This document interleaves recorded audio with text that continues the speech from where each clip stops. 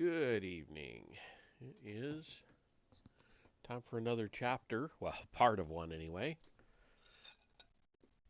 from The Problem of Slavery in the Age of Revolution. But this is a very, very long chapter, so I will not even be attempting to do half of it tonight. I'm going to do thirds, because that's just how long the chapter is. So, that being said, let's jump on into it. We're on chapter 9 of 11 chapters plus a epilogue. So, chapter 9 is the preservation of English liberty 2. Slavery is the prime symbol of corruption. In the United States, Northern writers increasingly claimed that Southern slaveholders, accustomed to rule as tyrants, could not bear to be ruled under the mildest laws of freedom. Americans have seldom recognized that this temptation to sectionalize a national burden of inconsistency first arose in England, or that in English eyes all the Caribbean and North American colonies constituted slave soil, quote unquote. In 1769, Granville Sharp quoted an advertisement from the New York Journal offering the separate sale of a mother and 3-year-old daughter as if they were cow and calf. The presence of slaves in the North, he argued, proved how the institution could spread into climates where there could be no plea of economic necessity. Sharp was, of course, well aware that the contagion had spread to London, where newspapers also advertised the sale of Negroes. In colonies like New York, the existence of slavery clearly infringed upon civil and domestic liberty. Quote, notwithstanding that the political controversies of the inhabitants are stuffed with theatrical bombast and ranting expressions in praise of liberty, end quote. Every petty planter in America was in truth an arbitrary monarch. His quote unquote boasted liberty masked a new form of tyranny that subverted the British Constitution.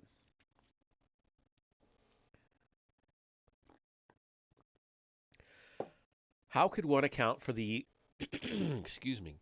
How could one account for the contrast between the just and equal laws of England, which Gentleman's Magazine termed quote the Garden of Europe end quote, and the despotism of the American slave colonies? Benjamin Franklin, the colonial agent, complained in 1772 of, quote, the hypocrisy of this country, which encourages such a detestable commerce by laws for promoting the guinea trade, while it piqued itself on its virtue, love of liberty, and the equity of its courts in setting free a single Negro. End quote. Excuse me again.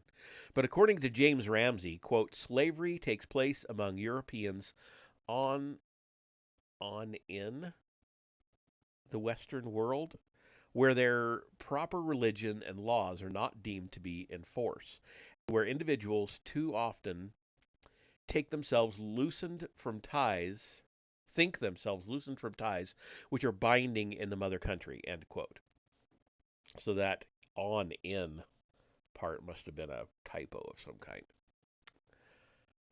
Negro slavery was thus a symptom of institutional disintegration. It was one of the many unhappy products of too much liberty. Whereas Americans blamed the evil on British mercantile policy, Englishmen pointed to the corrosive forces of the New World environment. Ramsay held out hope that Europe would ultimately redeem America, that the time would come, quote, when the perfect law of liberty shall extend her protection to and bring within her pale every oppressed, suffering son of sorrow, the abolition of slavery equally with that of arbitrary divorces and plurality of wives may be concluded to be a necessary step in the improvement of human nature, which enters into the views of Providence respecting man and will in proper time be fully accomplished. End quote. Sharp, though no less concerned with redeeming America, found his first mission in protecting English law from being subverted by a New World innovation. Sharp's views on America, as well as on corruption and redemption, were most complex, and since he did much to formulate some of the initial assumptions of British anti slavery, especially with respect to law and authority, it will be helpful to provide a more extended analysis of his thought. Sharp's moral absolutism led to ambivalent attitudes toward English institutions and American innovations.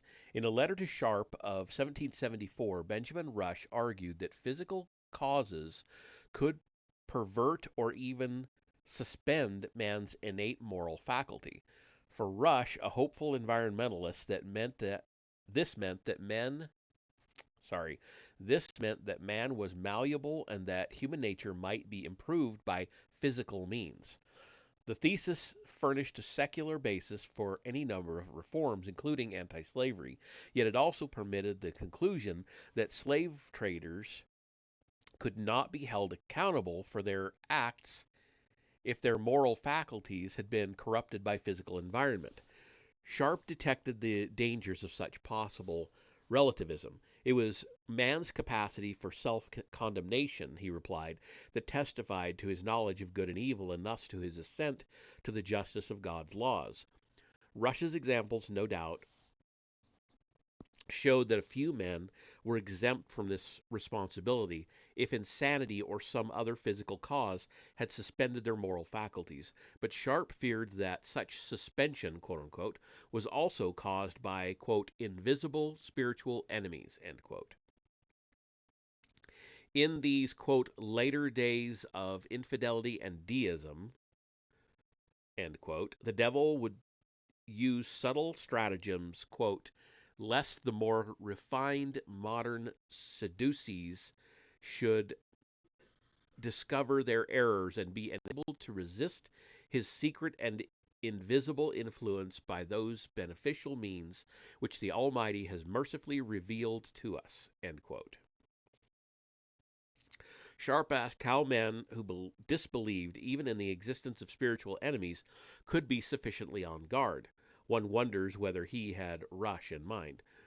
Of one thing he was certain, quote, those unhappy persons who sink into spiritual bondage by neglecting the necessary resistance are certainly guilty of a willful offense, end quote. Resistance could thus be man's highest duty, and while Sharp implied that America might be especially vulnerable to, quote, refined modern Sadducees, he expressed warm approval for the moderation and true loyalty, end quote, shown by people's instructions to their deputies in the Continental Congress. Sharp's fascination with the devil's stratagem seems closer to the world of Cotton Mather than to the world of Blackstone and Adam Smith. There is also a 17th century flavor to his notions of representation and consent. Though unquestioningly loyal to church and king, he accepted the legitimacy of an ad hoc Congress and thus challenged the prevailing Whig belief in the absolute and indivisible sovereignty of king, lords, and commons. In a sense, Sharp endorsed the American Puritans' view of their original mission. Migration to the New World did not represent a rebellious separation from England, but rather an extension and purification of English law. Yet, ironically, and as a mark of his own divided loyalties, Sharp insisted that the experiment in purification could be made secure only by establishing an American episcopacy. Episcopacy? Episcopacy? Episcopacy? I don't know how to pronounce that. Um, I'm assuming it's a Episcopalian something or other kind of reference to that. I don't know. I don't know. Um, Sharp was something of an anomaly in 18th century England. He still embodied the polarized traits of a Puritan reformer. The double nature of his mission fits Kai T. Erickson's aphorism, quote, "Humility is the badge of his sanctity, but sanctity in turn is his warrant for converting the whole world to his way of thinking," end quote. Like the Puritan, Sharp never doubted his ability or duty to distinguish truth from error. Doubt and skepticism were the weapons of the devil. He shared the Puritan belief in the Bible as a guide to everyday life and as an unambiguous source of law and prophecy. Above all, Sharp saw himself as the vindicator of a primal and eternal law which had been obscured by centuries of encrustation. A quotation from his The Law of Liberty, or Royal Law by which all mankind will certainly be judged, 1776, will serve to underscore the Puritan and Reformation parallel. Quote, "Now a continued multiplication of statutes, as in England, where the number exceeds the capacity of the human memory, affords matter only for equivocation, doubt, and evasion, whereby sound law is vitiated and corrupted, and the loathsome prostitute, still retaining the name of law, arises like the harlot Popery from pure Christianity in another dress. She is clothed with the many-colored garment of misconstruction, and sets herself at the right hand of the unjust judge, prompting him with wily subterfuges and bad precedents instead of law." End quote. Sharp devoted his first layman's researches to Holy Scripture. When apprenticed to a London linen draper, he encountered a Jewish boarder who accused him of misrepresenting biblical prophecies. In order to find the true Word of God and thus vindicate Christianity, Sharp began learning Hebrew. Some years later, at the age of 30, he confidently challenged the accuracy of a Hebrew Bible published by a learned Dr. Kennicott. Sharp's quest for the purified text soon carried over to a dedicated study of the law, which commenced in 1767 when he had never before opened a law book. The circumstances of this delayed search for identity, which would soon lead Sharp to international fame, can be illuminated by Eric H. Erickson's description of Gandhi. Quote, "There is every reason to believe that the central identity which here found its historical time and place was the conviction that among the Indians in South Africa he was the only person equipped by fate to reform a situation which under no conditions could be tolerated." End quote. Of course, Sharp differed from Gandhi and from other great reformers in many important ways, although he helped redefine the boundaries of what his society could tolerate and was in that sense a deviant from accepted norms. He retained a secure niche in English society. The traditions and cohesiveness of his family gave Granville's oddities a kind of protective coloration. As the grandson of the Archbishop of York and son of the Archdeacon of Northumberland, he had himself wielded extensive powers of patronage. Granville had easy access to the bishops and peers of the realm. His wealthy older brothers were leading philanthropists, and the family, including Granville, won special esteem for their musical concerts, given from a summer barge, which delighted London's elite as well as the royal family itself. On the other hand, Granville had been taken from school and had apprenticed to an undistinguished trade. At an impressionable age, while living in the metropolis 300 miles from home, he had been exposed to the religious arguments of a Quaker, a Presbyterian, a Catholic, a Socinian, and a Jew. Granville continued to defend the faith of his heritage, especially that of the illustrious grandfather whom he idolized. Yet it was apparently the death of his parents that gave him freedom to abandon his trade as linen draper and seek a minor post in the government's ordnance office. Whatever the ego needs of this least successful son, his self assertion was circumscribed by unusual bonds of family loyalty and love. Sharp's obsession with the corruption of justice may have reflected some deep seated grievance over the 3 generation decline from archbishop to linen draper's apprentice.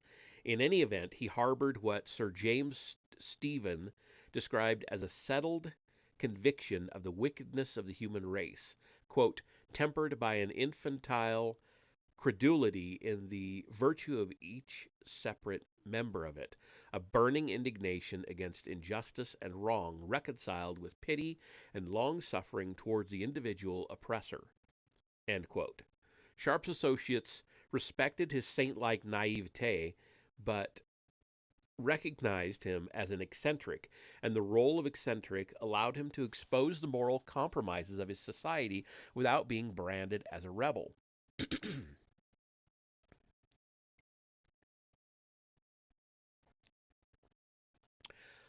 Like Gandhi, Sharp moved from a humiliating personal conflict to unswerving mission. In 1765, while working at his monotonous job in ordnance, he gave help to a Negro youth, Jonathan Strong, who had been savagely beaten and then abandoned by his master, a lawyer from Barbados. 2 years later, the master tried to seize Strong, intending to sell him for shipment to Jamaica. Sharp's successful interference resulted in a challenge to a duel, which he declined, and to a lawsuit. When Sharp then sought the aid of eminent attorneys, he was shocked to learn of the prevailing opinion, supported by the Lord Chief Justice, Baron Mansfield, that no slave could claim freedom merely as a result of being in England. Therefore, Sharp determined to undertake his own defense, and for 2 years immersed himself in the study of law. He soon hit upon the discovery that his first biographer likened to Newton's reflections on the fallen apple. Slavery was totally illegal in England. In 1729, rulings of the Attorney General and the Solicitor General had been quote unquote mere opinion, unjustified by any law. Much as the Catholic Church had buried religious truth under encrustations of error and deception, so had English lawyers obscured the law of liberty with deposits of false precedent. Even, quote, sensible and learned persons, end quote, could be heard referring to the ancient practices of villanage as a legal sanction for Negro slavery. Yet villanage, Sharp maintained, had always been contrary to both natural and common law, and had finally been abolished by the force of the latter. Nothing could be more dangerous than to revive obsolete forms of oppression, which could easily subvert the traditional liberties of Englishmen. For Sharp, the only true law transcended both custom and human authority. Its 2 foundations, which often merged in his mind, were the maxims of common law and the law of God. The essence of all law lay in the first 2 commandments to Moses, which could be compressed into the single word love. It followed that any custom or practice should be abolished if it violated the maxims of common law or their ultimate and divine source. Nor could any legislative authority enact a valid statute repugnant to such quote unquote higher law. After a series of legal battles and inconclusive decisions, Sharp had mixed feelings over his seeming triumph in the Somerset case. Lord Mansfield reluctantly ruled that no positive law entitled a slaveholder to detain a slave forcibly in England or transport him out of the country. What alarmed Sharp the most was Mansfield's advice that West Indian merchants appeal to Parliament for a legislative remedy.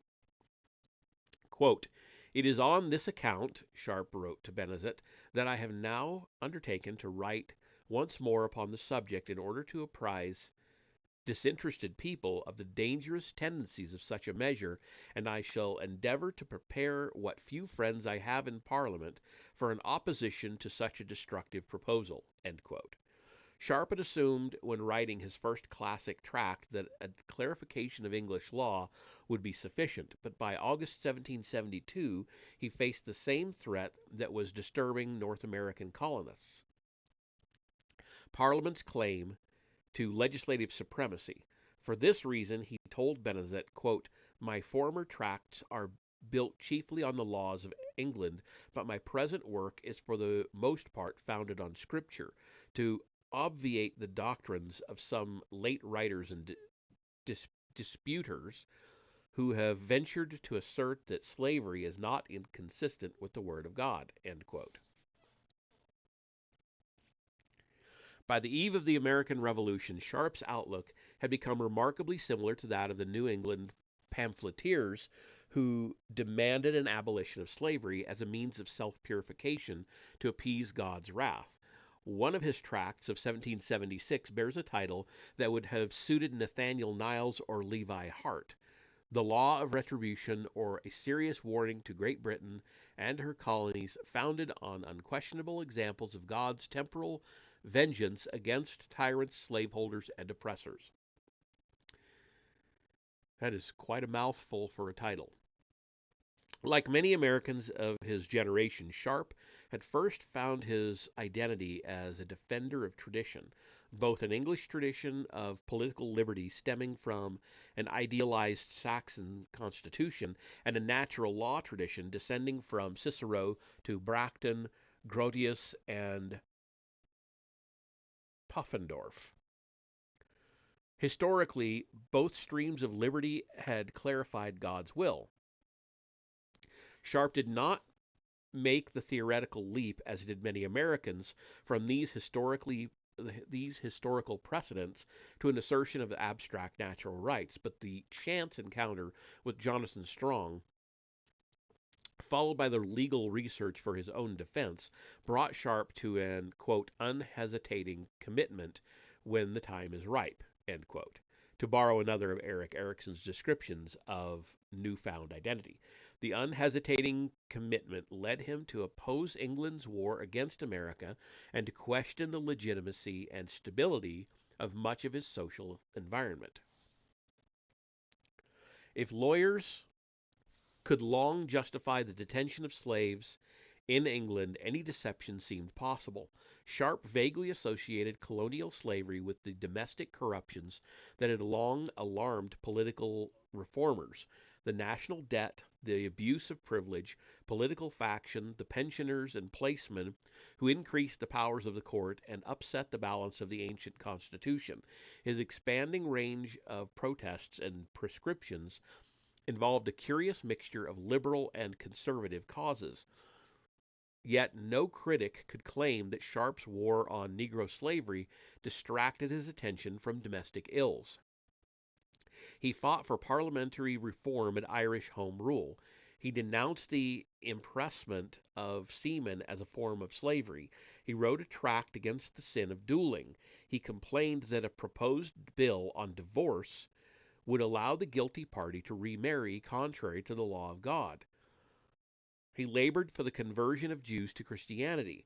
He continued to rescue Negroes from being shipped into slavery. Nor did his concern over the destitution of London's blacks blind him to the suffering of enslaved Scottish miners or to the starvation of England's poor. He worked tirelessly to redeem America through the establishment of an apostolic uh, episcopacy. I don't know how to pronounce that. He advocated especially for the salvation of Sierra Leone and the restoration of King Alfred's Frank Pledge, quote unquote, an ideal form of government supposedly derived from Moses, based on group self-discipline and the election of officers from organized subdivisions of population, and he excoriated the English upper class for its lewdness, adulteries, and other immoralities, all of which he saw, along with slave trading, as sufficient cause for divine vengeance.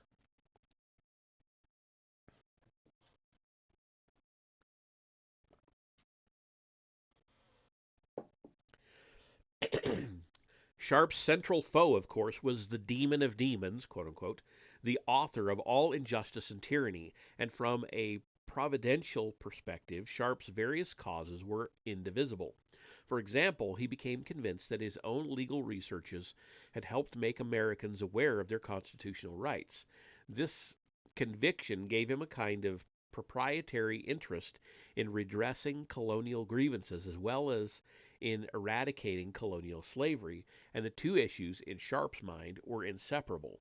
As he wrote Benjamin Rush on July 27, 1774, quote, I must observe that the impending evils which threaten the colonies abroad and the general misunderstanding of the British Constitution which at present prevails at home, circumstances which presage the mutual destruction of both, may with great probability of truth be looked upon as a just punishment from God for the enormous wickednesses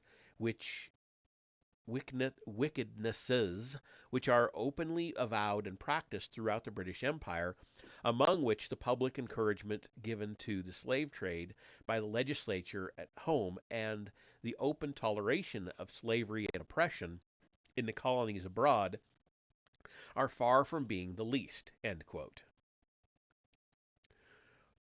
Earlier that year, Sharp had had a private conference with Lord Dartmouth, the Secretary of State, on the subject of colonial petitions to prohibit further slave importations. He had assured Dartmouth that the petitions from Virginia and Pennsylvania expressed a spirit of public virtue, that the people of New York and Boston were favorably inclined toward emancipation, and that the whole kingdom could expect dreadful judgments if such liberal tendencies were blocked by political or mercenary policies. To his American correspondent, Sharp sent a continuing flow of advice along with tracts on their biblical and constitutional rights.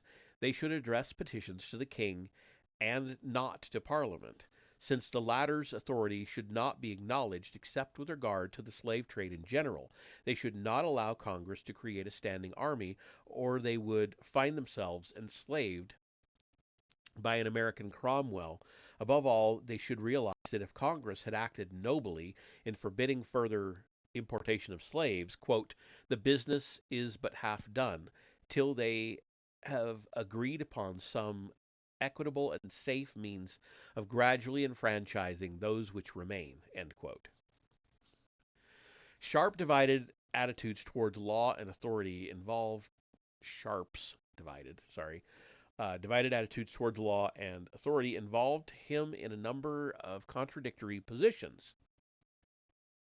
He regarded the colonial slave codes as null and void, quote unquote. As the American editor of one of his tracts pointed out, the colonists claimed the rights and privileges of the British Constitution while upholding an institution that had been ruled unconstitutional. Un- unconstitutional. Yet Sharp believed that since the invalid laws had long been enforced and had won the assent of kings, they had to be formally repealed by the colonial assemblies in order to preserve, quote, in each branch of the legislature that reciprocal faith which is due to all solemn compacts, end quote. He did not explain why unlawful compacts should be solemn or deserving of faith. This point aside, Sharp felt certain that the imperial conflict would be advantageous to the abolition cause. Parliament's infringements on the civil rights of Americans should awaken even slaveholders to, quote, the horrid effects and unlawfulness of arbitrary power, end quote. But this meant that neither the king nor Parliament, in waging an unjust war, had the right to interfere with colonial slavery. Sharp agreed essentially with the American and later West Indian position that Parliament could not legislate for territories it did not represent. The revolution might have been avoided in Sharp's eyes if the king's ministers had heeded his prophetic warnings of divine vengeance. For American slaveholders, however, political independence could hardly be interpreted as a form of divine punishment, and the war further complicated Sharp's problems with quote-unquote higher law authorities. Instead of appealing to the Somerset precedent, he turned increasingly to Deuteronomy 23:15, quote, "Thou shalt not deliver unto his master the servant which is escaped from his master unto thee," end quote. This meant, he wrote to Rush, that, quote, "no man can lawfully be prosecuted for protecting a Negro or any other slave whatever that has escaped from his master, because that would be punishing a man for doing his indispensable duty according to the laws of God," end quote.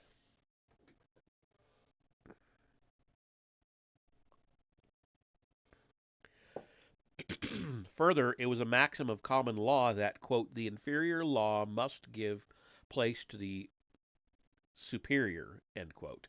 And this maxim must prevail, Sharp added, not knowing how far America might go in rejecting English precedents in quote unquote every Christian nation.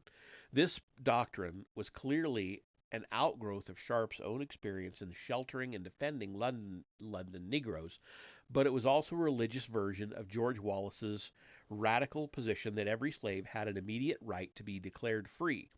If not to practice, it would soon undermine if put to practice, it would soon undermine any slave system. When Sharp talked of emancipation, however, he pictured slaves gradually working off their debt, quote unquote, under regulations that would reciprocally improve the morals of masters and servants, leading to a free and happy peasantry content to improve the estates of landed gentlemen, quote unquote.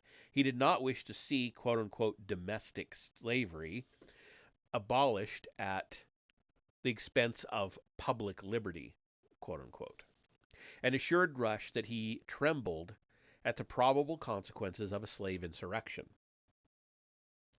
Samuel Johnson, who felt a lofty scorn for both West Indians and North Americans, and who reportedly toasted at Oxford, quote, "to the next insurrection of the Negroes in the West Indies," end quote, took up the black man's cause with a seriousness that distressed Boswell, with whom he engaged in heated argument. Boswell supporting both the cause of Negro slavery and the legitimacy of North American resistance to taxation. For Johnson, who observed that colonial laws provided no redress for even a black prince or scholar, the Americans' quote inconsistency and end quote was no more than one could expect from hypocrites and scoundrels. Similarly, for James Ramsay, the loss of the colonies was good riddance. No treaty could be lasting with a society, quote, "where a designing demagogue working on an ignorant town committee can prescribe to the legislature," end quote. Even liberals sympathetic to the American cause could adopt a tone of biting sarcasm. Thus, in 1776, Thomas Day wrote a scathing letter to an American slaveholding acquaintance, but refrained from publishing it until the end of the war. America, he charged, was dominated by avarice. Quote, "Is money of so much more importance than life, or have the Americans shared the dispensing power of St. Peter's successors to excuse their own observance of those rules which they impose on others?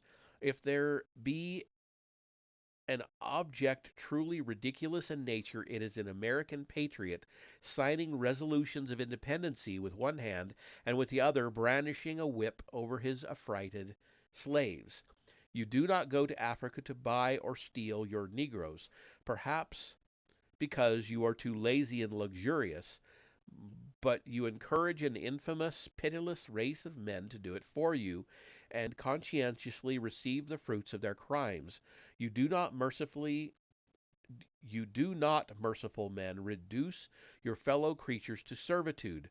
No men of your independent spirits that have taken up arms against the government that had protected and established them, rather than pay a tax of 3 pence, would never make flagitious attempts upon the liberties and happiness of their brethren.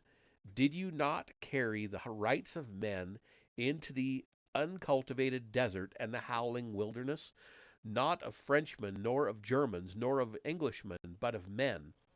Yes, gentlemen, as you are no longer Englishmen, I hope you will please to be men, and as such admit the whole human species to a participation of your unalienable rights. End quote.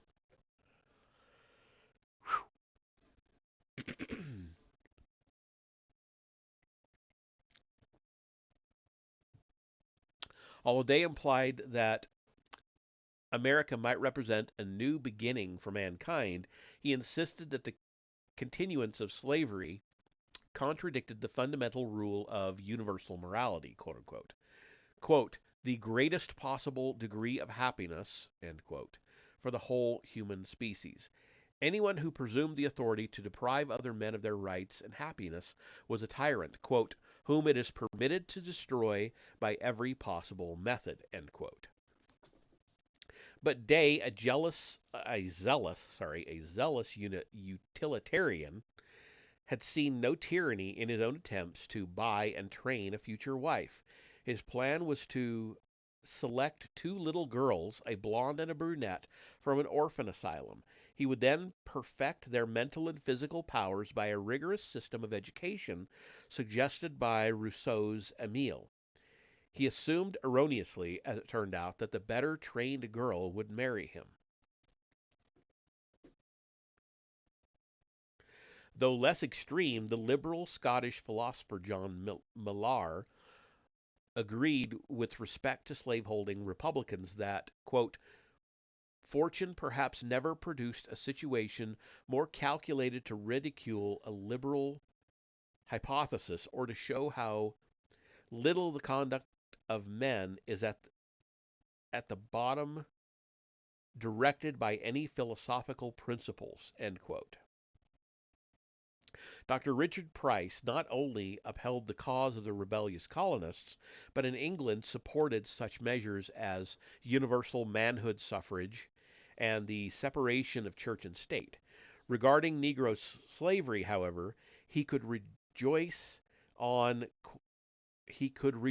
that, quote, on this occasion I can recommend to them the example of my own country. In Britain, a Negro becomes a free man the moment he sets his foot on British ground, end quote. Notwithstanding their glorious experiment in human government, the outcome of which might determine the fate of man's progress, the American people would never deserve their liberty until they had renounced both slavery and the slave trade. Quote, for it is self-evident, Price wrote, that if there are any men whom they have a right to enslave, there may be others who have had a right to hold them in slavery, end quote. British reformers would later offer similar strictures to their French correspondents. Thomas Clarkson warned Bouvet de Cresse in December 1789 that, quote, the French Revolution can never be kept from the Negroes. The efforts of good men who are hourly increasing in their favor throughout all Europe must unavoidably reach their ears, end quote. And how could any Frenchman, believing the Revolution to be a virtuous and noble cause, quote, prevent the Negroes from accomplishing their design, end quote. National honor as well as self-interest required France to end the slave trade and ameliorate the condition of her slaves. Quote, if she continues it, the principles on which she has brought about the revolution will be justly considered to have flowed from a polluted source. Her declaration of the Bill of Rights will be considered as the declaration of hypocrites. Her word will not be attended to for the future, and she will become the derision of Europe, end quote. 3 years later, the London Revolution Society exhorted the Society of Friends of the Constitution at Cognac to measure the French slave trade against the Declaration of Rights. Quote, to defend your own liberties is noble, but to befriend the friendless is godlike. Complete, then, your revolution by demanding commerce to be just, that Africa may bless you as well as Europe." End quote.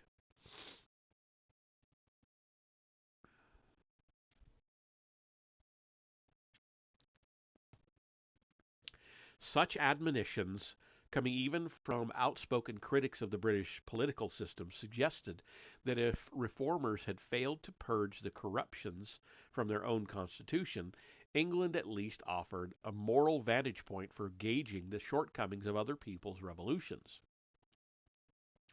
In the popular view, Sharp's judicial victory proved that slavery violated the fundamental law of England, and even for Price, this was on one occasion for looking on England as the true model of liberty. In some respects, Sharp himself regarded the new American Constitution as a purified version of the original British model, but this made him, quote, "the more sincerely grieved," end quote, as he wrote Benjamin Franklin, quote, "to see the new federal constitution stained by the insertion of two most exceptionable clauses," end quote. The provision allowed the slave trade to continue for 20 years, allowing the slave trade to continue for 20 years, dishonored the solemn commitment made by the First Continental Congress. Sharp was even more indignant over the fugitive slave clause, which defied the, quote, "higher law," end quote, of Deuteronomy. The Constitution purported to be the supreme law of the land. Sharp found these two clauses, quote, "so clearly null and void by their iniquity that it would be even a crime to regard them as law," end quote. This statement virtually put Sharp in Garrison's later position of branding the Constitution as, quote, "a covenant with death and an agreement with hell," end quote. And in his response to the fugitive slave law of 1793, Sharp gave support to the radical strain of American abolitionism that would culminate in its civil disobedience of the what? I'm sorry. Let me reread that. Sharp gave support to the radical strain of American abolitionism that would culminate in the civil disobedience of the 1850s. There's another typo there. In 1793, the Maryland Abolition Society published and circulated a long letter from Sharp explaining why the forcible recovery of fugitives violated the laws of reason, nature, and Holy Scripture. If Southern lawyers and legislators could offer any argument against his, quote, "high legal authorities," Sharp wrote, "they must have more subtle minds and worse hearts than I am willing to attribute to anyone who is not obviously actuated by the grand spiritual enemy of man," end quote. Sharp went on to identify slavery with the apocalyptic beast. He warned that in Maryland and the Carolinas, if Maryland and the Carolinas had escaped the restraints of monarchy, they were not beyond the reach of divine vengeance. Most important, he advocated a higher loyalty to the betrayed and only true Constitution. Quote, "For no man can be truly loyal to God and his country who is so totally devoid of first principles as to favor slavery," end quote. This was revolutionary language in America, where Sharp's anti-slavery doctrines directly collided with the supreme law of the land. But in England, as abolitionists increasingly emphasized the institution could claim no legal or constitutional sanction, and though Sharp was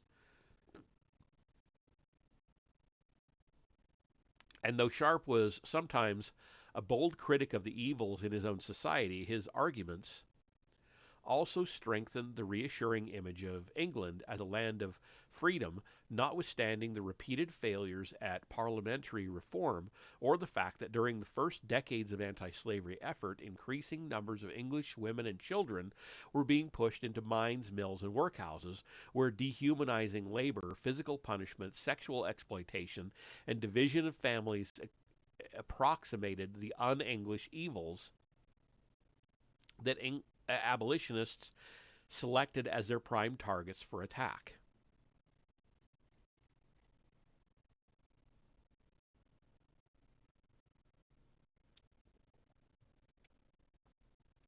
Benevolence as the redemption of politics.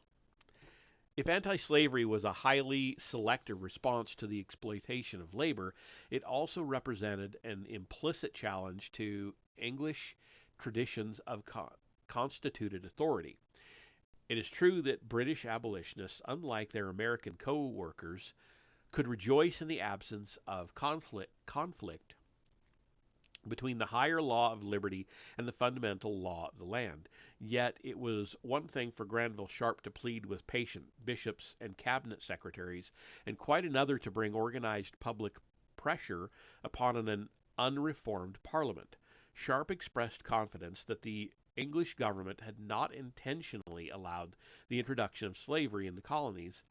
The evil had simply arisen from, quote, want of a fixed attention to the first principles of law and religion, end quote. But this meant that ignorance could no longer serve as an excuse, and by 1789 a few abolitionist converts had arrived at the antinomian conclusion that a government which lent its authority to crimes punishable by death had become, quote, as much the common pest and scourge of mankind as any of the piratical states of Barbary, end quote. The conflict that the North American colonies had already shown the sorry, let me start that again. The conflict with the North American colonies had already shown how popular political discussion could overleap boundaries and spread the contagion of discontent. If the anti-slavery cause were to serve a hegemonic function, hegemonic? Is that how you would pronounce it? I know what hegemony is, but anyway, I'll say hegemonic function. Its leaders would have to find means of blocking this tendency and of striking a precise balance between respect for governmental authority and responsiveness to the voice of the quote unquote respectable public. The success of the movement's leaders is admirably described by Sir Reginald Copeland in words that say more than he probably intended. Quote, never before had the politically passive, quiescent, oligarchic Britain of the 18th century witnessed such a lively and widespread movement. It had shown how much could be done to mobilize public opinion outside the walls of Parliament, yet strictly within the liberties of the Constitution. End quote.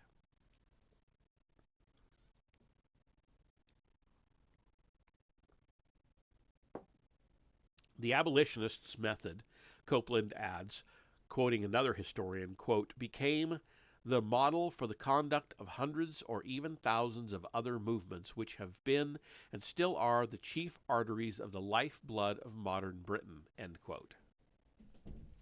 In other words, in both conscious and unconscious ways, the movement showed the governing elites how to channel moral idealism and satisfy public opinion without risk to vital interests. But it took a subtle political process to define or redefine the boundaries of vital interest. Petitions against the slave trade offered no direct threat to rotten boroughs, to the Test and Corporation Acts, or to other unpopular elements of the existing political structure.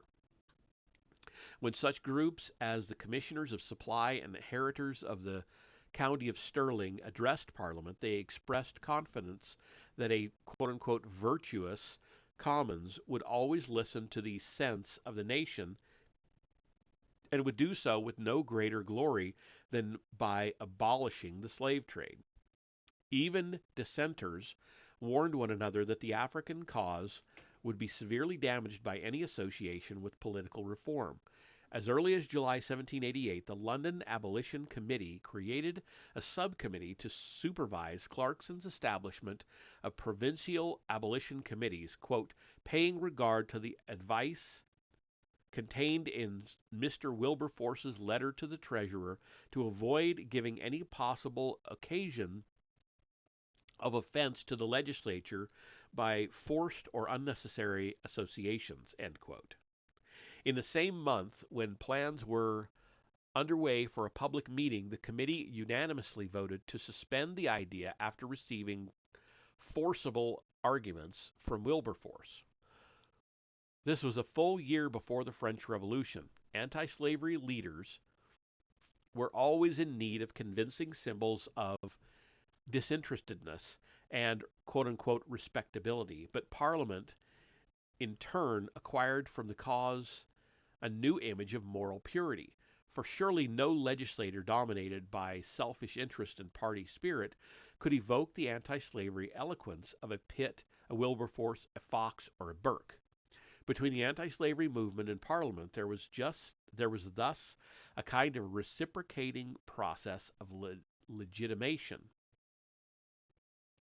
The cause served to vindicate the tarnished reputation of national politics and demonstrated that the House of Commons at least was responsive to public opinion. It also proved that public opinion, even when mobilized by a network of corresponding committees, could be safe and respectable, but the resulting equilibrium would collapse without constant adjustment and compromise. The moral credibility of Parliament would ultimately require more than eloquent speeches and investigations of evidence. And if the anti-slavery movement were to preserve a convincing image of loyalty, after the outbreak of war with France, it would have to mute the voices of liberal reformers or of dissenters and even of organized pressure groups. The dynamics of political interaction can best be approached by examining the abolitionists' first and most important tactical decision, the choice of the slave trade as an exclusive target. At first sight, the decision appears to have been a simple and clear-cut matter, the logical result of a chain of preceding circumstances. The Quakers had established the precedent of disengaging from the slave trade as a prelude to gradual and peaceful manumission. When Anthony Benezet addressed an influential London Quaker in 1773, he recommended that political action be confined to ending the African trade. Quote, "If this could be attained, I trust the sufferings of those already amongst us by the interposition of the government, and even from selfish ends in their master, would be mitigated, and in time Providence would fit them for freedom." End quote. Although Granville Sharp had first focused attention on the unlawfulness of chattel slavery, he became increasingly preoccupied with rescuing Negroes from ships outbound from English ports. In 1783, when Quakers like William Dillwyn were planning a concerted campaign against the slave trade and were writing Sharp for fresh information, the latter disclosed the shocking details of the Zong case. As Sharp wrote Dillwyn, the Court of King's Bench had been asked to judge an insurance claim for the loss of 133 slaves who had been thrown overboard at sea to preserve the Zong's dwindling rations. Sharp's unsuccessful effort, quote, "to prosecute the murderers," end quote, helped dramatize the criminality of the slave traffic and fixed an unforgettable image in the mind of the reading public. Clarkson, in his celebrated essay of 1786, presented the Zong atrocity as a usual occurrence. Wilberforce, who had dreamed in 1781 of becoming, quote, "the instrument of breaking or at least easing the yoke," end quote, of West Indian slaves, concluded by 1787 that Africa and the Atlantic slave trade should be the key objects for reform. It was to be expected then that the 1787 Abolition Committee would decide to limit its goal over Sharp's objections to an outlawing of the slave trade. The only surprise, if we may believe Clarkson's later testimony, is that the committee considered alternatives and concluded that it did not really matter where they began, since an ending of either slavery or the slave trade would bring an end to the other evil. The committee's choice had obvious tactical merits. No one questioned the right of Parliament to regulate commerce, but the American Revolution had cast doubts on the wisdom, to say the least, of interfering with the domestic affairs of the colonies. Since British anti-slavery writing usually combines salutes to abstract liberty with an insistence on duty and discipline, proposals for anything bolder than gradual amelioration would be certain to alienate many potential supporters.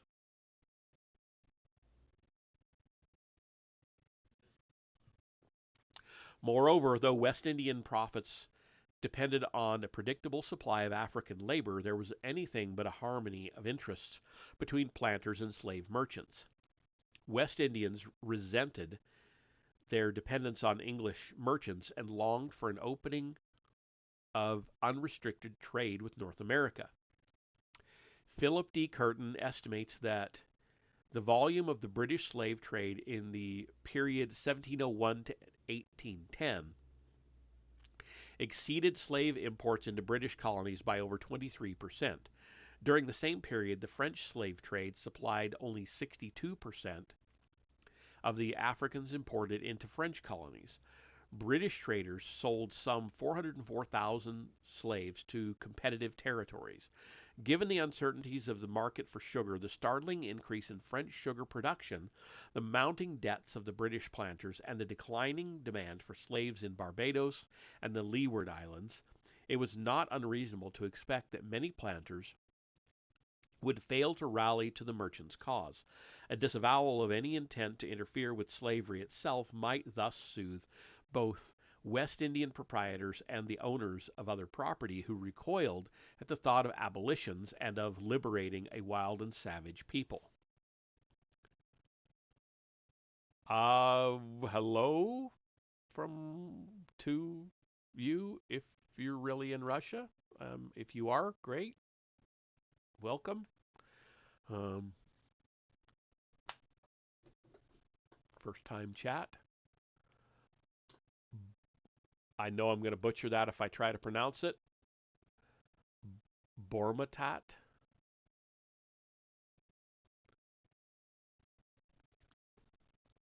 Anyway, moving on. A closer look at the sources, however, reveals a frequent blurring of the distinction between slavery and the slave trade.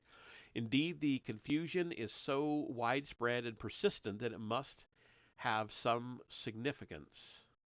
Must have had some significance. Benjamin Rush, among other early writers, talked as if slavery and the slave trade were the same thing.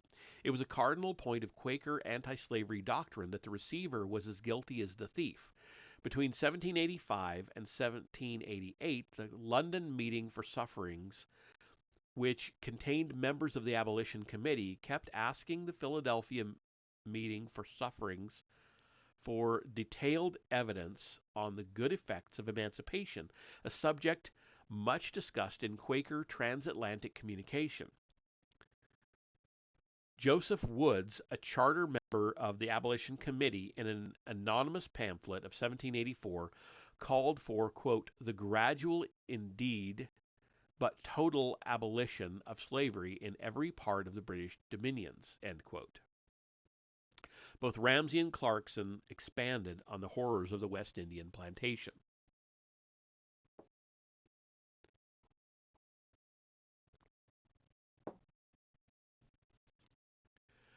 On February 12, 1788, the Abolition Committee heard a report on a paper by the Bishop of Peterborough, which contained, quote, many valuable hints, end quote, on the future emancipation of West Indian slaves. As late as 1790, Sharp referred to his diary to the Committee for the Abolition of Slavery. He was titular chairman of the committee. In 1807, he told David Barclay that he had earlier made a declaration to the group stating that whenever he acted with them, his own opposition would be aimed not merely at the slave trade, but at toleration of slavery itself. The manuscript minutes of the same committee contained a recommendation by Clarkson to send agents into the counties to convince people of the evils of slavery. The word, however, was later crossed out and slave trade written above. A similar uncertainty runs through countless sermons and pamphlets. There can be no doubt that the people themselves were confused in January 1788. Stephen Fuller sent, I'm sorry, I totally ran those sentences together. Let me start that paragraph again. There can be no doubt that the people themselves were confused. In January 1788, Stephen Fuller sent Lord Hawkesbury a list of those who had petitioned, quote, for the abolishing of slavery, end quote.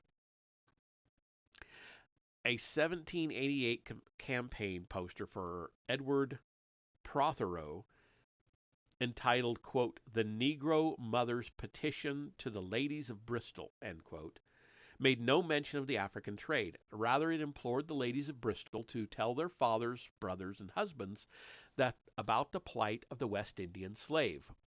And now there's this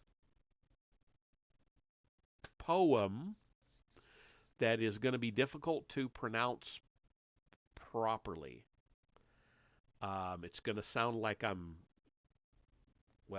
it's written as though it should be read with a certain accent. So here we go. Don't laugh. Or do laugh. Go ahead, laugh. Missy, missy, tink on we, t'other side de big blue sea. How we flogged and how we cry, how we sometimes wish to die. When de buckra peaker sent to the house called Parliament, send such buckra peaker dare as regard pour negrer prayer. It's Neger. Massa Prodero, he good man, send him missy, sure you can. End quote. End poem. And like I've said before, I'll say it again right now because that word was there, even though it wasn't the dreaded N word. If it's written in the book, I'm reading it. It is, I'm reading a book, so I will not ever censor the book. Okay, moving on. We are getting close to my stopping point for the night. Wilberforce appeared to face the issue squarely in parliamentary debate. Quote, I am not afraid of being told I design to emancipate the slaves. I will not indeed deny that I wish to impart to them the blessing of freedom. But the freedom I mean is that of which, alas, they are not capable. The soil must be prepared for its reception. End quote. Yet Wilberforce drafted long lists of questions to be asked of witnesses examined by Parliament, dealing solely with West Indian slavery. In 1806, Thomas Clark complained in a public letter to Cobbett that it was unfair to accuse the abolitionists of aiming at emancipation when they had always drawn a broad line of distinction between slavery and the slave trade. In the same year, however, Wilberforce confided to his co-worker William Smith why he could not support a proposal for importing contract Chinese labor into the West Indies. There was grave risk, quote, in exposing the cause of abolition, to you I may add and finally of emancipation also, to the discredit it would incur from the failure of a fair trial by others, so our opponents would represent it, whether another system could not be substituted in the place of working West Indian states by slaves' labor. End quote. Earlier, the abolitionist boycott movement had been directed against West Indian sugar, not against the British suppliers of exports for the African trade. Granville Sharp kept insisting that a corrupt system of colonial law was the ultimate source of the slave trade, and the pamphlets and parliamentary speeches calling for slave trade abolition were usually filled with graphic accounts of West Indian atrocities. Understandably, there was considerable confusion among foreign observers. British abolitionists tried to explain to their French and American correspondents that the movement's objectives were confined to the African trade. But in America, Ezra Stiles, for example, thought that Wilberforce had presented a bill for the, quote, total abolition of slavery, end quote, which had then been amended to a gradual abolition, quote unquote. Clavier wrote to the Pennsylvania Abolition Society in 1788, reporting that the French had founded a society modeled on those in England and America, aimed at securing the abolition of slavery and the slave trade. In the same year, the uh, analysis of English papers, I think is what that says. It's in French, so I'm guessing, but I'm pretty sure that's what it says. Reported the activities of the London Committee under the heading Plan for the Total Abolition of Negro Slavery. In the of Negro slaves in the possession of Britanniques. Um, yeah, that's my best translation of it. Like I said before, my French is horrible. In 1789, La Rochefoucauld d'Enville asked the National Assembly to follow the example of Parliament and consider freeing the blacks, quote unquote. La liberté des noirs. Such confusion no doubt served a useful purpose in attracting humanitarian support for a vague Negro's cause, quote unquote, while also reassuring those who feared the results of emancipation. But the ambiguity of ultimate goals threw the West Indians instantly on guard. They knew that even the cautious law of 1788 regulating the ratio of slaves to ship tonnage was publicly defended as a righteous blow against slavery. In January 1788, Stephen Fuller, the Jamaican agent and lobbyist, reported to the colony's Committee of Correspondence, quote, I believe the plan of proceeding is not yet agreed upon, but I understand the attack is to be made upon the trade itself on the coast of Africa, end quote. 2 weeks later, he became convinced that the abolitionists were, quote, determined, if they can, to abolish the slave trade entirely, and in the end to set all the slaves in the sugar colonies free, end quote.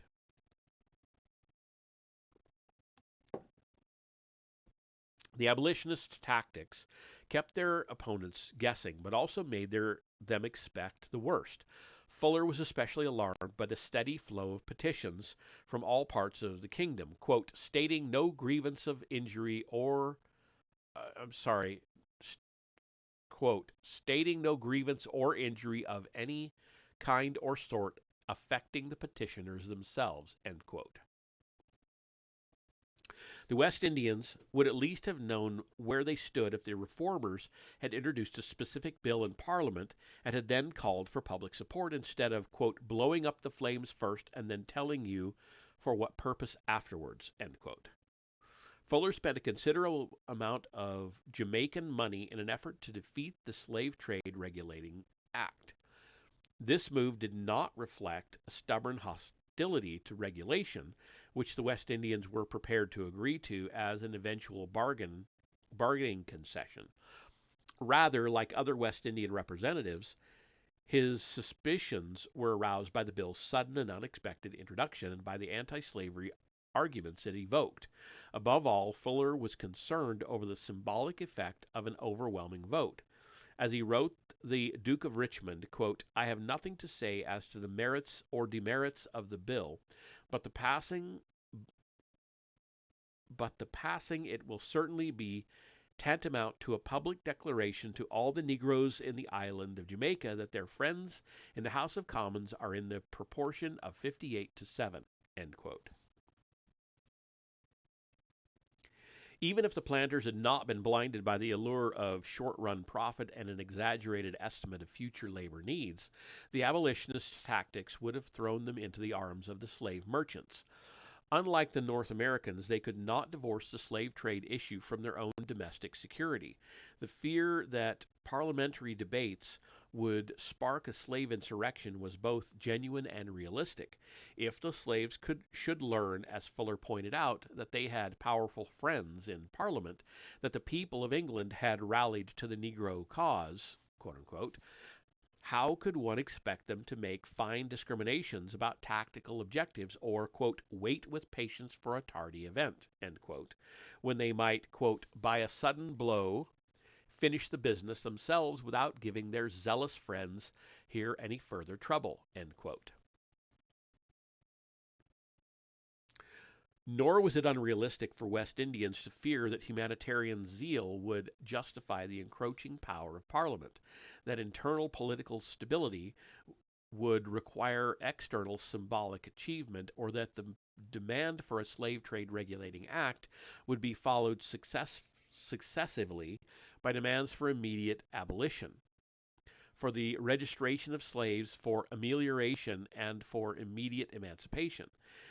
In the final debates on ending the slave trade in 1807, Earl Percy unexpectedly proposed freeing every Negro child born in the colonies after January 1st, 1810. As the planter George Hibbert bitterly predicted, quote, that young nobleman will be treated like a gallant soldier who outsteps the line and anticipates the charge, but the line is advancing and the charge will soon be made, end quote. By 1812, Wilberforce was writing Macaulay that, quote, we've been too dilatory in our proceedings respecting slavery in the West Indies and should be guarded against any measures which might ever totally obstruct our future reforms, end quote. From the very outset, an astute lobbyist like Fuller knew that slavery itself was the central issue. For that reason, as early as 1788, he concentrated his energies on publicizing the supposedly humane provisions of the Jamaican Consolidated Slave Act, which he later credited with blunting the abolitionist attack. Quote, the act, he reported to Jamaica, has saved the West Indies, end quote. By 1791, in response to Fox's blistering speech in Parliament, the West Indian agents were pleading to the colonial legislatures for sweeping reforms of the slave codes. They knew, looking to the future, that only gestures of humanitarianism would allow the colonies to retain a voice in British politics. Ironically, abolitionist leaders were prepared to deal with the West Indians if they accepted the abolitionists' rules. In 1794, Wilberforce told Clarkson that was inclined to think the West Indians would cooperate in abolishing the slave trade, quote, if they conceived they could thereby preclude emancipation. This is a compromise to which, so far as I am concerned, I should not be indisposed, end quote. The West Indians, however, were all aware that abolition would not preclude emancipation. They envisioned compromise as a succession of steps that would strengthen the slave system while eliminating its worst abuses. As early as 1791, Sir William Young pointed out, appropriating the mantle of benevolence, that a sudden ending of the slave trade would not only increase the workload of existing slaves, but lead to the ruin of many planters, and hence to the suffering and starvation of their dependents.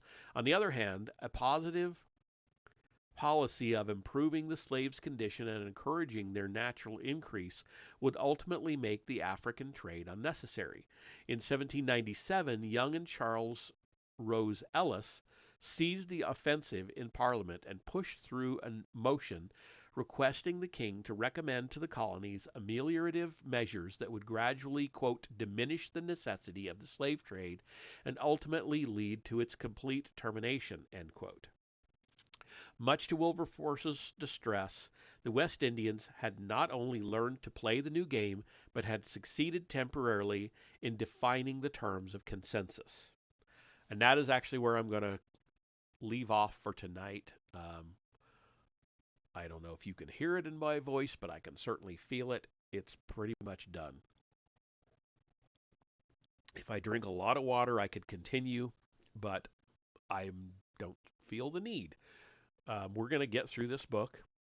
It's um, it's been a good read, but not the easiest of reads for sure. We've got, I think, after I finish this chapter, we've got two chapters. I keep saying two and a half, two chapters and an epilogue left. So yeah, let's go ahead and call it there, and I will see you tomorrow night for Star Wars, barring catastrophe. We should be starting the new novel, Knight Errant. So I will see you then.